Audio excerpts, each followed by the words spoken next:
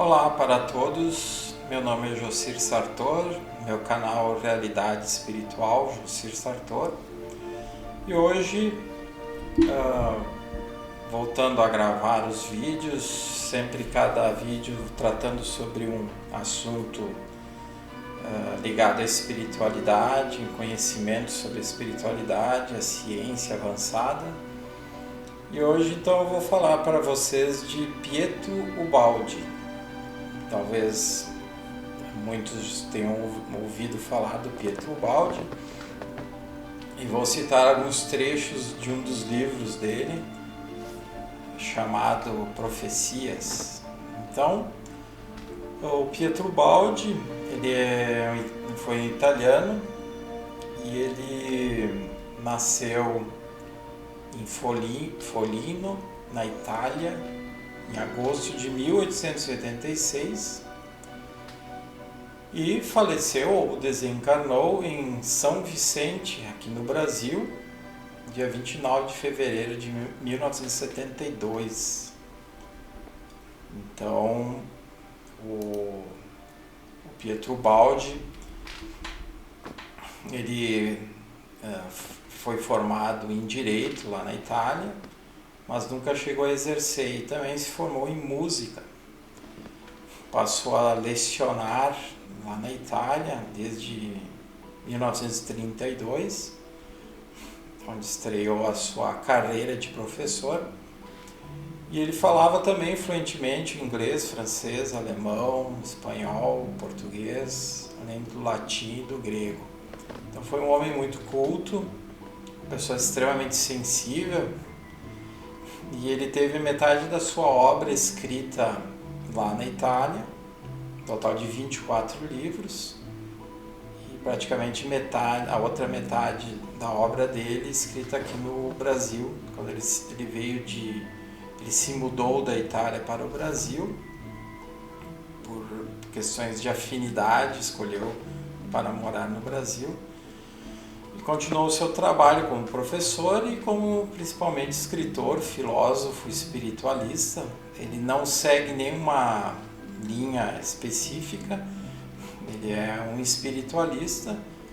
Ele teve como formação o catolicismo, justamente por ter nascido na Itália. Então, quem lê os livros dele nota alguns aspectos de catolicismo, mas, do modo geral, ele é bem espiritualista. Ele fala de reencarnação, fala de karma, fala de várias questões transcendentes que estão além de religião. Ele conheceu o Chico Xavier antes de vir morar para o Brasil, e depois continuou com uma amizade com o Chico Xavier, com o Divaldo Franco. Então, as ideias dele bastante condizentes, sintonizadas com o espiritismo em muitos aspectos. Para quem não conhece o Pietro Ubaldi, eu separei uma foto dele.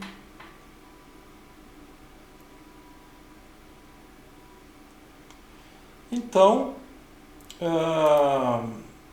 colocando um pouco de conhecimento para vocês terem uma ideia da obra dele, são livros muito bons, muito profundos, que fazem pensar, uma filosofia espiritualista bem profunda, que faz pensar bastante sobre o estilo de vida que vivemos.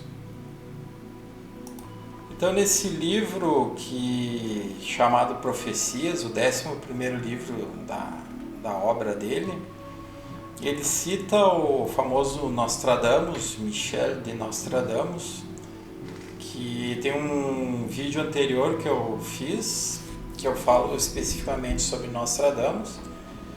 E o Pietro Ubaldi, nesse livro, ele citou o Nostradamus, que em 1555 já começou a escrever as suas profecias, que viriam ocorrer acontecimentos dramáticos, guerras, invasões, revoluções ao longo dos séculos, perseguições religiosas. E Nostradamus falou também que surgiriam vários anticristos. E o anticristo no sentido de uma força ou como uma doutrina ateu, materialista, como o Pietro Baldi definiu, uma ideia anticristã que na história se vai personificando em vários indivíduos que tiveram sempre a mesma finalidade, ou seja, de dominar a humanidade, de tornar a humanidade limitada e de trazer muito sofrimento, muito desequilíbrio, né? O método desses seres do mal, esses seres negativos, é o método da desordem. O objetivo é desorganizar tudo, que é a verdadeira meta e o caos, né?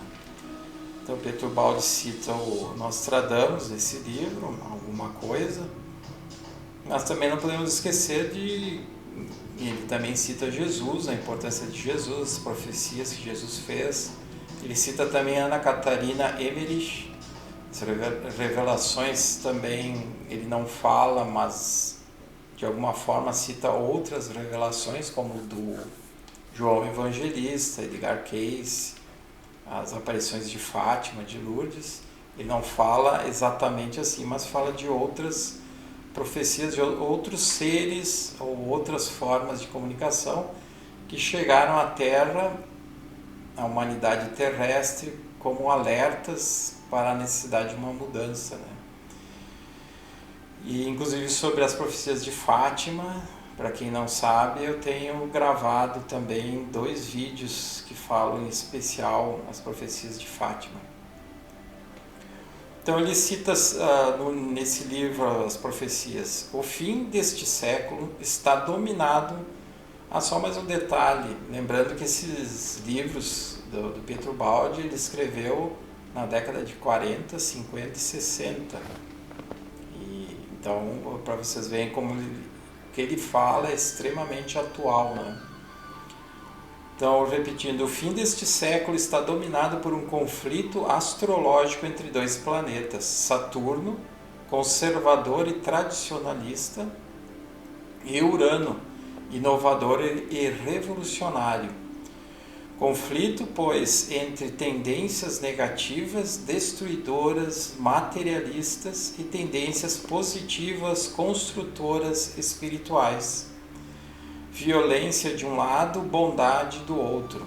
O fim do período do signo do Peixe é muito atingido por contrastes e muito atribulado, mas o futuro, sob o próximo signo do Aquário, apresenta-se com caracteres benignos opostos ao precedente. Então, para quem não está familiarizado, nós viemos da Era de Peixes e entramos na Era de Aquário. Então, nós estaríamos, segundo a astrologia, entrando na fase da Era de Aquário. Já entramos, né, na Era de Aquário. Mas como toda a transição, existem muitas atribulações, muitos conflitos para uma humanidade que ainda é atrasada. Se a humanidade tivesse evoluído, certamente essas tribulações, esses conflitos, essas desarmonias não existiriam, né? Não aconteceriam de forma alguma. Daí ele continua: o momento é grave e está saturado de grandes forças em conflito.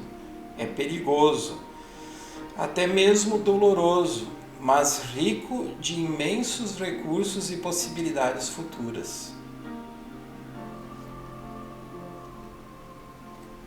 Esta hora não é de paz, mas de tempestade, da mesma forma que é também a hora dos grandes homens, dos grandes rasgos e esforços, das grandes criações. Então ele cita que ao mesmo tempo que aconteceria, né, toda essa transição que nós já estamos hoje vivendo em 2023, desde lá da época que ele escreveu o livro até agora, né, mas que também, por outro lado, assim como haveria todos esses conflitos, essas desarmonias, esses desequilíbrios, também seria uma oportunidade de evolução, de libertação da humanidade daquilo que é já velho, superado, daquilo que é involutivo, né? Então ele continua dizendo: vivemos a ruína de uma época, o fim de um mundo, para dele fazer outro melhor, o fim de um tempo para recomeçar um novo tempo. Ele cita então o profeta filho do Irã, que disse: este é o século em que se estabelecerá o reino de Deus na terra, o Ba'ath-Ullah. Então esse profeta árabe já falou: este é o século, né? Se referindo ao atual. Também o Balde cita que nas pirâmides egípcias os sacerdotes e astrólogos da época egípcios, que dirigiram inclusive as construções das pirâmides, já imprimiram desde aquela época nas pedras, em escritas, hieróglifos, todo um conhecimento ligado ao futuro, ao que a humanidade esperava se suceder ao longo dos séculos futuros, né? E então, continuando a citar Pietro Baldi, ele diz: neste ponto em que nós encontramos, né, atual, a solução não mais se pode encontrar voltando para trás, mas somente no choque violento entre as forças do mal e as do bem, pelo fato de que já estamos na guerra e não podemos chegar ao fim senão como vencedores ou como vencidos. Chegou a hora do grande julgamento, no qual se terá de fazer a prestação de contas. Aqueles que mais dificilmente poderão ser salvos são os astutos, os poderosos, que são os maiores responsáveis por terem eles nas mãos os meios de direção da riqueza e do poder. Então a gente vê aí que o Pietro Baldi, por inspiração, já citava essa questão, né, do tamanho do compromisso dessas pessoas que são líderes, que são poderosos, que dirigem as coletividades, a humanidade, né? Porque ele diz aqui: aqueles que mais dificilmente poderão ser salvos, no sentido de terem uma ajuda maior num plano superior nesse período de transição, e que provavelmente, pelos seus atos negativos, pelos seus atos de prejuízo à coletividade, eles certamente serão, muitos já foram, né? Mas esses que hoje estão, né, no poder do planeta, poder que eu digo material, aparentemente, né, estão no poder material do planeta, estes certamente, após desencarnarem, serão expurgados para planetas bem inferiores. Inclusive tenho vídeos anteriores que eu falo sobre os expurgos do planeta, expurgos de outros planetas, seres que foram expulsos de planetas que estavam atingindo novos níveis de evolução e que não estavam mais condizentes. Então Pietro Baldi se refere a isso. Aqueles que mais dificilmente poderão ser salvos são os astutos, aliás, ou seja, os que se dizem ser espertos, os que usam a sua inteligência para prejudicar a maioria e beneficiar só a si próprio, os corruptos. E aí ele segue dizendo: os dirigentes desorientados pela falta de uma concepção suficiente para resolver os problemas da vida percebem esta corrida em direção do abismo e desejariam descobrir meios práticos de salvação. Infelizmente, porém, no repertório econômico, político e social deles, não existem tais meios para evitar estes golpes. Todo o sistema vigente está errado. Qual que é todo o sistema vigente, né? O sistema de vida que vivemos hoje, com os valores que essa humanidade considera importante, né? Aí ele continua dizendo que esse sistema de vida se baseia na força, e ninguém pode impedir que quem use da espada por ela pereça. O nosso mundo somente confia na força e, portanto, não pode merecer a intervenção de poderes superiores para sua defesa. Ao contrário, ele os renega com seus atos, e quem não tem senão a força não pode prescindir dela. Então aí é a evidência que Pietro Baldi coloca de que a humanidade se restringiu a um nível bem denso, bem negativo de vida, onde só a força é que resolve, e mesmo que pedindo uma ajuda superior, é óbvio que essa ajuda superior existe e vem ao socorro do ser humano, mas só recebe essa ajuda superior para aqueles que pedem essa ajuda e que se colocam numa sintonia superior também. Então, existe a necessidade do ser humano se elevar, sair do terra a terra, sair do denso, né? Ele continua: ela guia a destruição, quer dizer, a força, né? Guia a destruição porque o choque é inevitável. Choque entre lados, entre forças, né? Ela é uma consequência necessária e fatal do sistema hoje vigente no mundo, que fica assim inexoravelmente preso na sua própria armadilha, sem possibilidade de saída. Tudo isso é consequência do grau de involução no qual o homem atual se acha, porque ainda se encontra no plano semi-animal.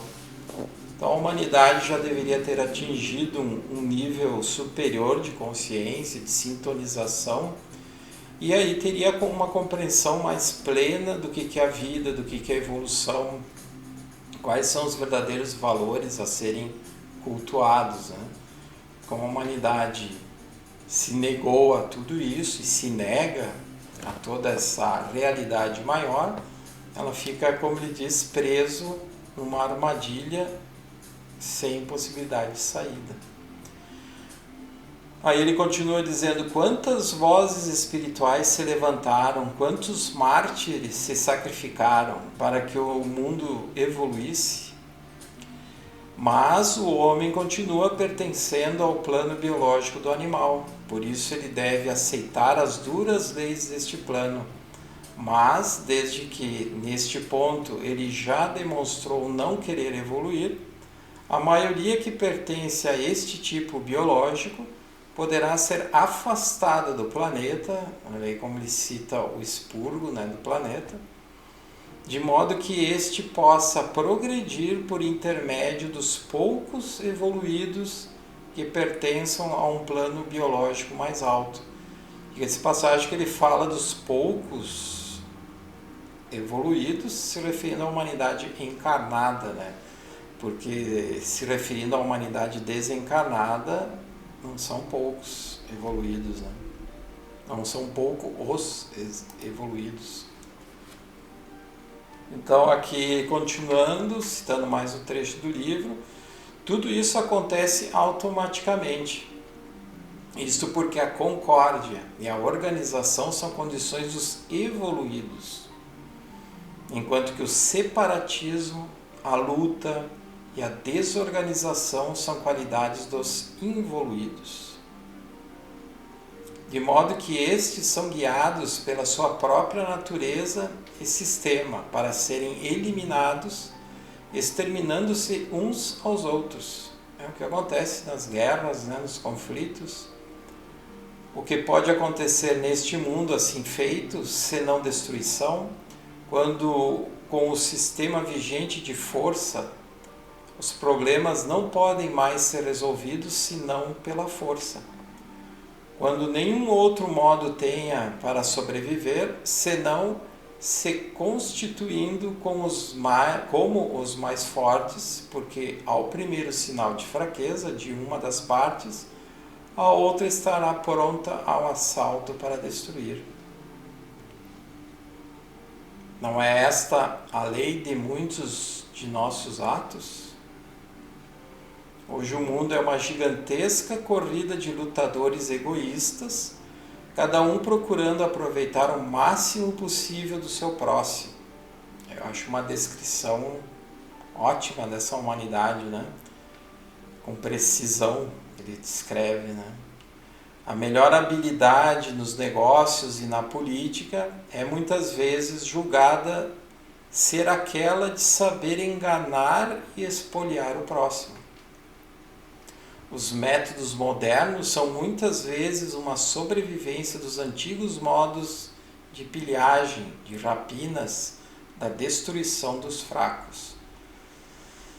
E aí o Pietro Baldi, então, nessas citações, evidenciando que a humanidade não evoluiu, né? A humanidade não transcendeu, só mudou os meios, as maneiras, mas na verdade o objetivo é o mesmo, né? Pois bem, continuando, há entretanto uma lei de progresso que nos impulsiona para a civilização, o que quer dizer que é preciso acabar com tudo isso, até serem afastados todos aqueles que demonstraram não serem acessíveis a esta forma de vida.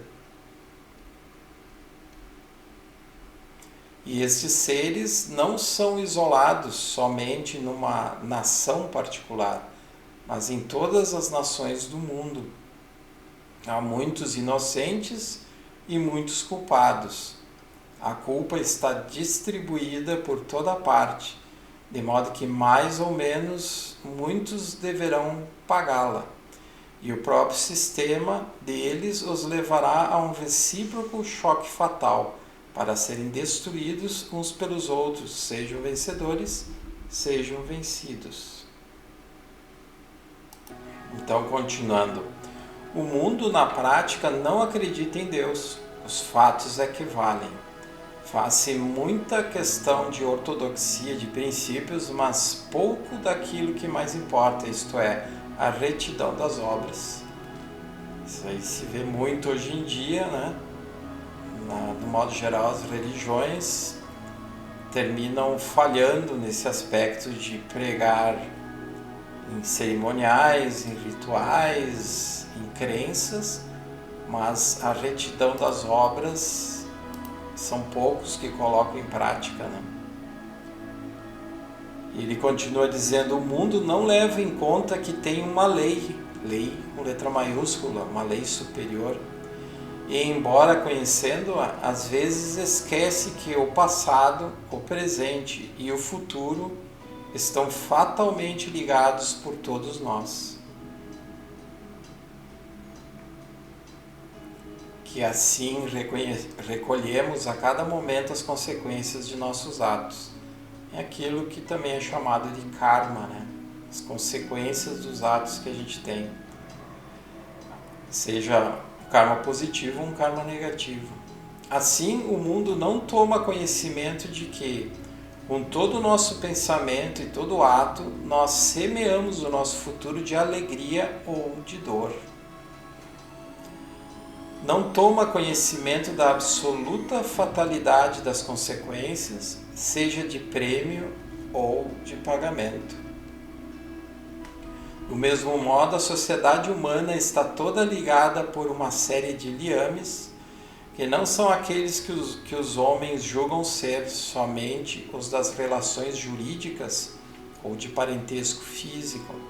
Há também uma rede de relações kármicas, de débitos e créditos que nos vinculam uns aos outros e que são os mais importantes. Então aqui o Pietro Baldi evidencia essa relação importante entre o ser humano, que é muito mais importante a ligação espiritual, a ligação transcendente, que muitas vezes vem de várias encarnações entre os seres, né? Muitos por afetividade e muitos por inimizade, a serem superadas essas inimizades e haver uma evolução, né? Ele continua dizendo: as proteções jurídicas e as da astúcia e da força ficam na superfície e não são suficientes para nos defender da fatal reação da lei. Lei com letra maiúscula.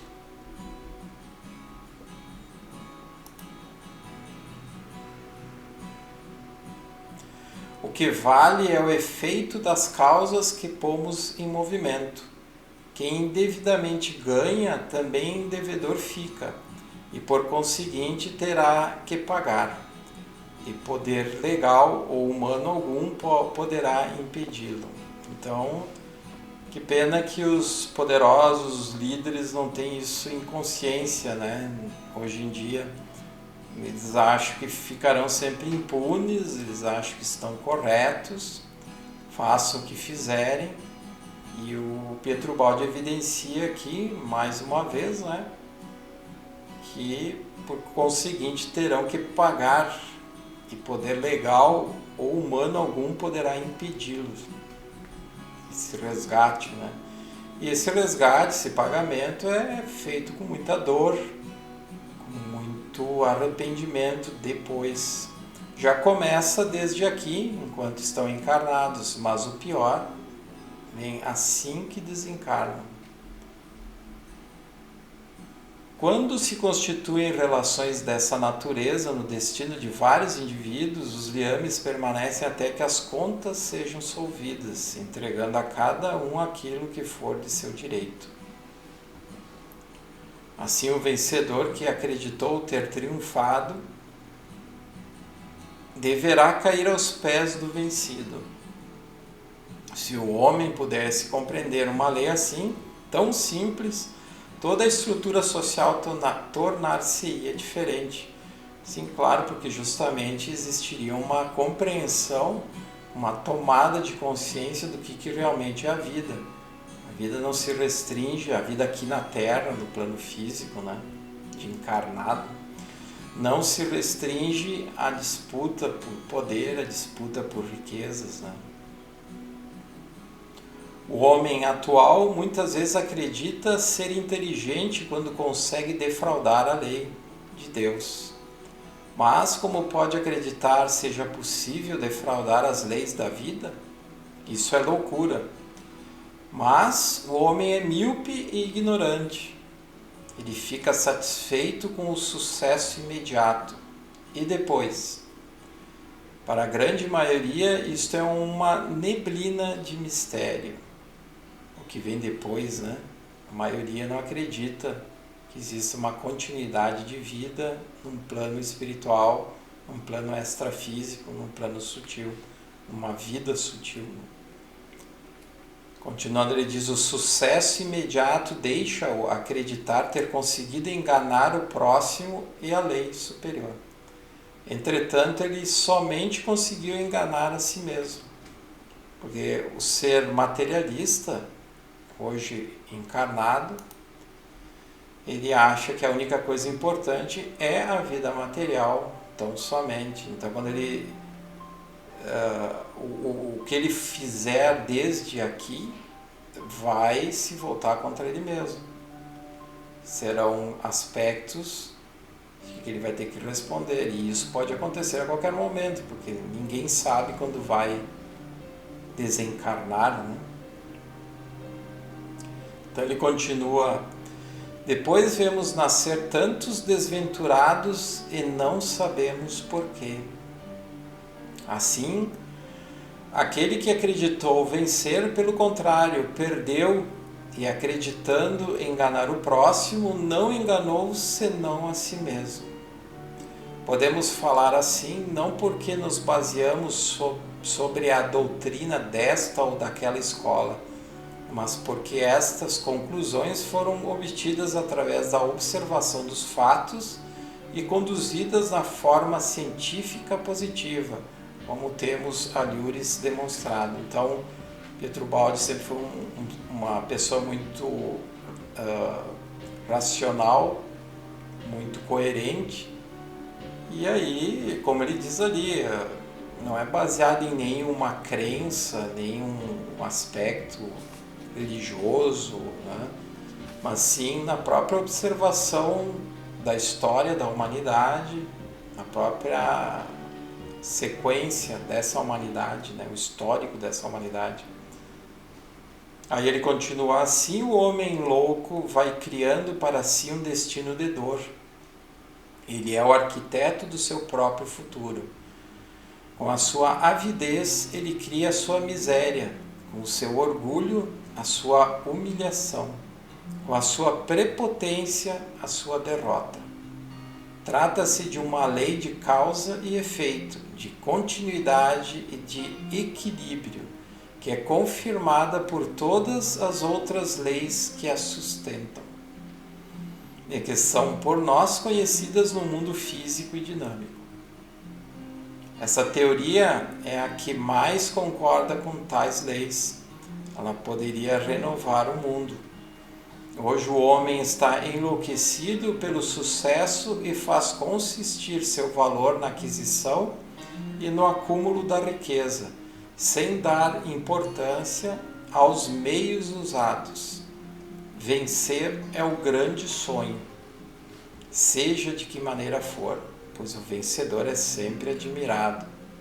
Vocês veem que já naquela época ele percebia tudo intuitivamente que viria a acontecer, claro que já acontecia naquela época, mas que viria a se tornar muito mais saliente, né, como comportamento humano para os dias atuais.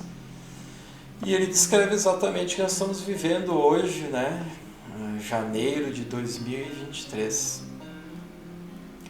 E ele continua: mas no alto, se referindo a um plano superior, há uma lei de justiça inexorável.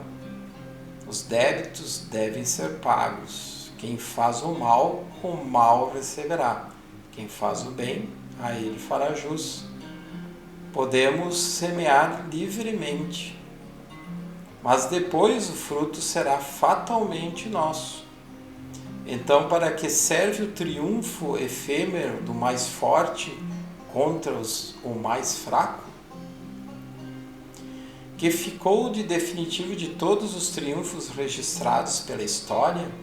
E é incrível, né? Se nós observarmos a história dessa humanidade, foi sempre assim, foi luta, guerra, tomada, conquista, ápice e decadência. Então não se vê nada que o ser humano aqui no plano físico tenha construído e que foi continuado de forma positiva, evolutiva e sem sofrimento, né? Sempre é uma repetição dos mesmos erros, das mesmas tendências. E ele continua dizendo: tudo serve somente para fazer da Terra um inferno, um teatro de guerras, sem paz e segurança para ninguém, bem como para chegar à dor, que é a grande mestra que nos ensina a não errar mais. Só a dor dobra o ego, né? Quem esmaga será esmagado. Quem furta para enriquecer, empobrece. Quem faz sofrer o próximo, a este deverá depois pagar a sua dívida com a sua própria dor. Olha que incrível os dizeres dele, fecham muito com o que nós estamos hoje vivendo, né? E concluindo, ele cita: é loucura procurar enriquecer e vencer sem critério de justiça. Assim construímos o nosso próprio destino de pobreza ou de vencidos, com o qual tudo pagaremos. Deste modo, o mundo segue um método irracional, contraproducente. Quem sabe com que desprezo nos julgarão nos nossos futuros descendentes civilizados. Enriquecer sem dar o valor correspondente do próprio trabalho significa empobrecer. Ele fala em enriquecer materialmente, empobrecer espiritualmente, né? E que com o tempo também vai requerer um empobrecimento material, né? Se não nessa atual existência, numa futura. Ele continua dizendo, num mundo mais inteligente, se procuraria o próprio bem-estar ganhando legitimamente, sem endividar-se com o ganho ilegítimo. A humanidade deveria compreender que os problemas não podem ser resolvidos com a força ou com a astúcia, mas somente com a justiça superior de tomada de consciência. Compreender que o vencedor se endivida perante o vencido, a este devendo pagar o preço do próprio esmagamento que causar. O escravo tornar-se-á um dia dono de seu patrão, que por sua vez será seu escravo. Só assim ambos poderão compreender a lição. E assim então vai o conhecimento, a filosofia, a captação das ideias superiores que Petrubaldi, como um médium muito sensível, uma pessoa que era além de culta, é uma pessoa de uma moral bastante elevada, captou e trouxe para os seus livros todo um conhecimento. Mais adiante poderei voltar a falar então de Petrubaldi, dos seus ensinamentos citados nos livros. Então por isso, por enquanto, vou ficar aqui, sem me estender muito. E se gostarem, lembre de apertar no gostei, no like, se inscrever no meu canal e até o próximo vídeo, então, onde estarei colocando mais conhecimentos. Até mais!